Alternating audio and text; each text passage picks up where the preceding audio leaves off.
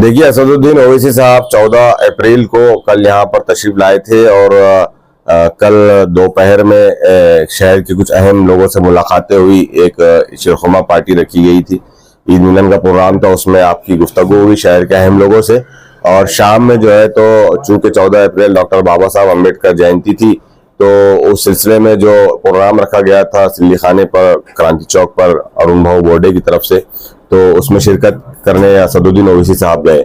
और कल शाम में औरंगाबाद शहर के लिए, औरंगाबाद में इलेक्शन का बिगुल बजाने के लिए एक जलसे-आम हजरत निजामुद्दीन चौक पर रखा गया है, हिंदी भवन के पास, जो कल शाम में यानी 16 अप्रैल की शाम में 7 बजे से रात 10 बजे तक ये जलसे-आम रखा गया है। मेरी इस मौके से आप तमाम शहरियान से दरख्वास्त है कि आप इसमें शिरकत करें।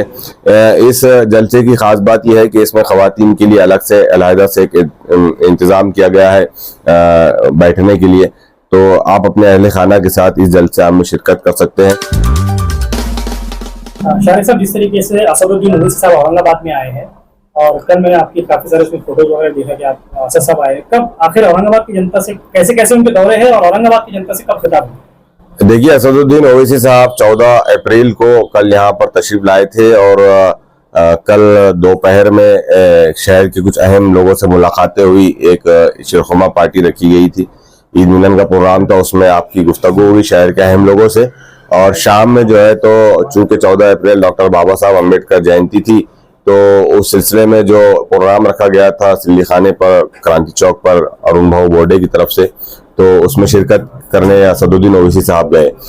आज 15 तारीख को जो है तो सर ग्रामीण इलाकों का यानी देही इलाकों का दौरा करेंगे, जिसमें कन्नड़ और वजहपुर आज शामिल है। और कल 16 तारीख को सुबह में गंगापुर और खुल्दाबाद का दौरा करेंगे। यहाँ पर जलसे दोनों जगह जो है तो जलसों से खिताब करेंगे।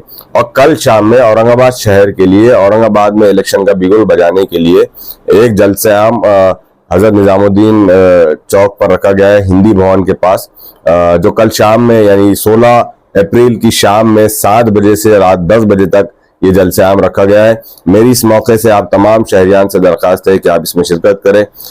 इस जलसे की खास बात यह है कि इसमें खवातीन के लिए अलग से अलहदा से एक इंतज़ाम किया गया है बैठने के लिए, तो आप अपने अहले खाना के साथ इस जलसे-आम में शिरकत कर सकते हैं और असदुद्दीन ओवैसी साहब को सुन सकते हैं। सर, जैसे अभी हाल ही में पता चला है कि आपके पार्टी के लीडर थे, तो नगर सेवक थे, उन्होंने पार्टी को रिजाइन दिया, तो क्या इस तरीके का आपकी पार्टी से भी वक्त में, इलेक्शन के वक्त में झटका लगना, इसको किस तरीके से देखते हैं? नहीं, देखिए, ऐन वक्त पे पार्टी छोड़ के जाना ये तो कोई ठीक बात नहीं है। अगर कोई नाराजगी है किसी को भी पार्टी के अंदर, चाहे वो कॉर्पोरेटर हो, चाहे वो पार्टी का पदाधिकारी हो या कोई हो, तो पार्टी के हाई आला कमान से वो बात कर सकता है, जिसके मुतालिक उसको शिकायत है उससे बात कर सकता है, उसके ताल्लुक से बात कर सकता है।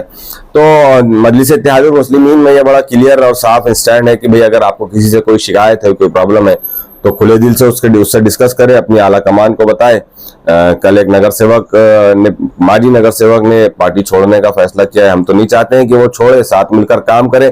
कुछ गलतियां और कुछ कमजोरियां होंगी तो इंशाल्लाह उसको आने वाले दिनों में हम ठीक करने की कोशिश करेंगे, लेकिन ठीक है, मर्जी उनकी है, लोकतंत्र है, जमहूरियत है। सर, जैसे कि आप शहर अध्यक्ष हैं, हमने कल देखा कि असदुद्दीन ओवैसी साहब कल कई सीनियर लीडरों के साथ नजर आए थे, फोटो खिंचवा रहे हैं, जिसमें बहुत ज्यादा मशहूर शख्सियत कमाल फारूकी जो माजी मंत्री रह चुके हैं, तो क्या ऐसे चेहरों से आपकी कोई डिस्कस चल रही है? असदुद्दीन ओवैसी ऐसे चेहरों से खास तौर से मिल रहे हैं, कैसा समीकरण बन रहा है? देखिए, असल में शहर का माहौल अल्हम्दुलिल्लाह ये है कि चाहे कोई किसी पार्टी में रहे, कोई किसी NGO में रहे, सियासी पार्टी में रहे या किसी भी धर्म का रहे, हर कोई चाहता है कि दोबारा मजलिस इत्तेहादुल मुस्लिमीन के नुमाइंदे इम्तियाज जलील साहब को लोकसभा भेजे। अब कहीं किसी की मजबूरियां हो सकती है। कल ना सिर्फ कमाल फारूकी साहब बल्कि कांग्रेस, NCP, शिवसेना के तक लोग जो है तो वंचित बहुजन आघाड़ी के बहुत प्रतिष्ठित लोग हैं, तो इन लोगों से मुलाकातें हुई। और मुलाकातें करने में हर बात को जो है तो एक सियासी एंगल नहीं देना चाहिए, बल्कि कुछ एक जगहों पर कुछ खाने का मौका था तो वहां पर दूसरी पॉलिटिकल पार्टी से लोगों से मुलाकातें हो जाती हैं, तो राब्ते में तो बहुत सारे लोग हैं। और जाहिर सी बात है कि चाहे किसी पार्टी में हम ये उम्मीद करते हैं कि वोट पतंग पर ही पड़ेगा 13 मई को।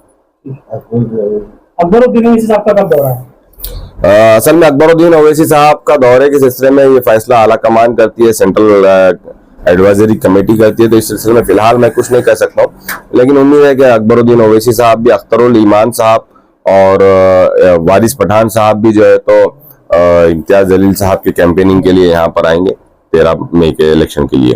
खबरें देखनी हो तो औरंगाबाद अपडेट्स। अब होगी हर खबर अपडेट, क्योंकि आप देख रहे हैं औरंगाबाद का number 1 YouTube news channel Aurangabad updates. Aurangabad का अपना YouTube न्यूज चैनल।